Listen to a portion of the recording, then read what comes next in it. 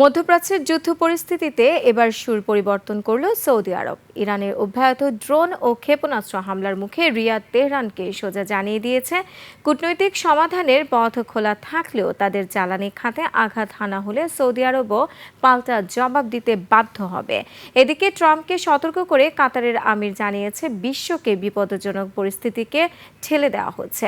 আর চীন জানিয়েছে, ইরানের সরকার পরিবর্তনের পক্ষে জনসমর্থন নেই। আরও জানাচ্ছেন আফসানা নীলা। নায়াসিনামাইড ও স্যালিসাইলিক সমৃদ্ধ লিলি ফেস ওয়াশ যা ফেসের ডেড স্কিন সেল দূর করে দেয় দ্বিগুণ ফাস্টার ব্রাইটেনিং। দিন যত যাচ্ছে, ইরানের বিরুদ্ধে ইসরায়েল ও যুক্তরাষ্ট্রের হামলা ততই জোরালো হচ্ছে। বিপরীতে মধ্যপ্রাচ্যে মার্কিন ঘাঁটিগুলোতে হামলা বাড়াচ্ছে তেহরান। সবশেষ কাতার, কুয়েত, সৌদি আরব, সংযুক্ত আরব আমিরাত এবং নরওয়েতে মার্কিন স্থাপনা লক্ষ্য করে হামলা করেছে ইরান। এ অবস্থায় উত্তপ্ত মধ্যপ্রাচ্যের রাজনীতি। এর আগে ওয়াশিংটন পোস্টের চাঞ্চল্যকর রিপোর্টে দাবি করা হয়, ইরানে হামলা চালানোর জন্য সৌদি যুবরাজ সালমান জড়িত। যুক্তরাষ্ট্র যেন ইরানে হামলা করে সেজন্য ট্রাম্পকে চাপ দিতেন যুবরাজ সালমান।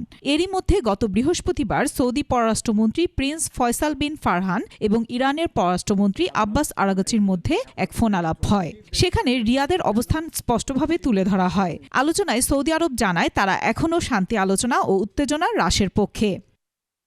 সৌদি আরব তেহরানকে স্পষ্ট জানিয়েছে, তারা ইরানের সঙ্গে যুক্তরাষ্ট্রের সংঘাতের কূটনৈতিক সমাধানের পক্ষে। তবে ইরান যদি তাদের ভূখণ্ড ও জ্বালানি খাতের ওপর হামলা অব্যাহত রাখে, তাহলে রিয়াদও পাল্টা জবাব দেবে।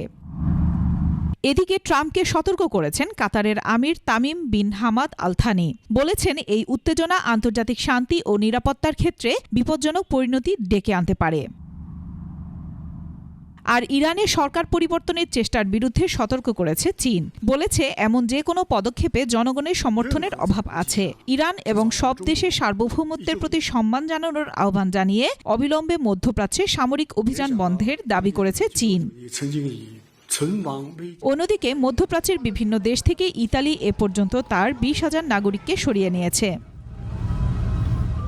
আফসানা নীলা, ডেস্ক রিপোর্ট, 21 টেলিভিশন।